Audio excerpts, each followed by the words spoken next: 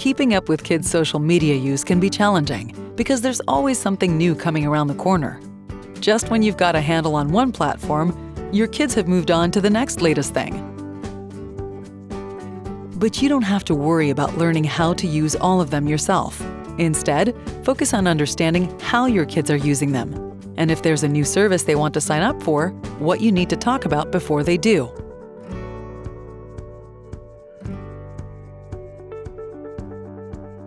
To get an idea of how important social media are in your kids' lives, think way back to how important the telephone was for us when we were teens. Social media plays the same role, but with a lot more advantages. Beyond being a great way to communicate, you can also explore different identities and show the world who you are.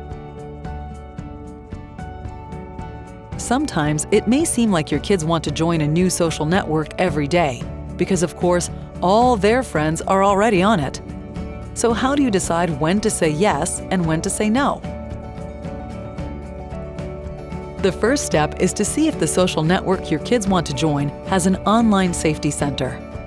These centers can be really helpful because they clearly outline the site's safety and privacy features and the rules members are expected to follow.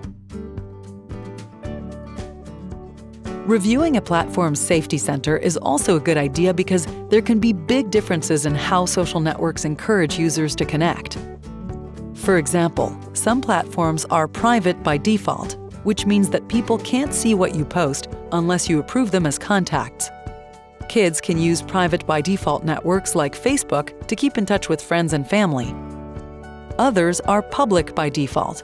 Instagram and Twitter are examples, which means that anyone can see what you post unless you specifically say otherwise. But even private networks encourage you to share your posts as widely as possible, and public networks have tools that let you control who sees what you post. Here are some basic ground rules to discuss before letting your kids sign up for a social network. Rule number 1. Check the age requirement on the site. Most social networks say that you have to be at least 13 to join.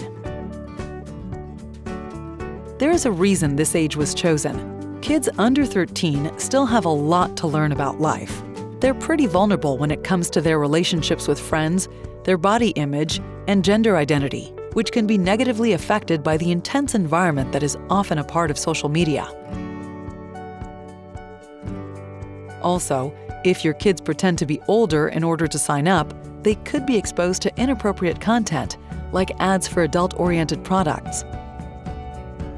Rule number 2.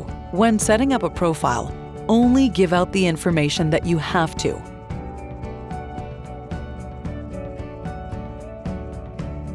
Social network companies want as much data as they can get, so they may prompt you that your profile isn't complete. Marketers need data to help build your profile, which they then use to decide what ads you'll see. All you need to give is the information that's mandatory, usually marked with an asterisk.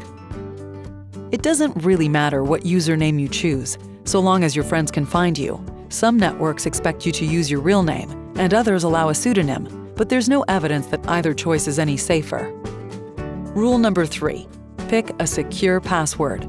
This is something all of us need to learn.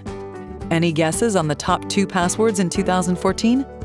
If you said 123456 and password, you're on your way to becoming a champion hacker.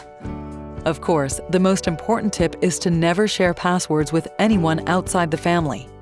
Because older kids are more likely to do this, talk to your teens about not sharing passwords with friends. And our final tip is to remember to log out when you're done. Many kids whose accounts have been hacked simply left their accounts logged in. Identity theft is a real issue. Ask your kids, how would you feel if a stranger took your identity and started messaging your friends and family? Thank you for watching. This video was created by Media Smarts with financial support from Bell. It is part of a series of videos for parents so they can help their kids safely and responsibly navigate social media. For more parent resources, please visit mediasmarts.ca.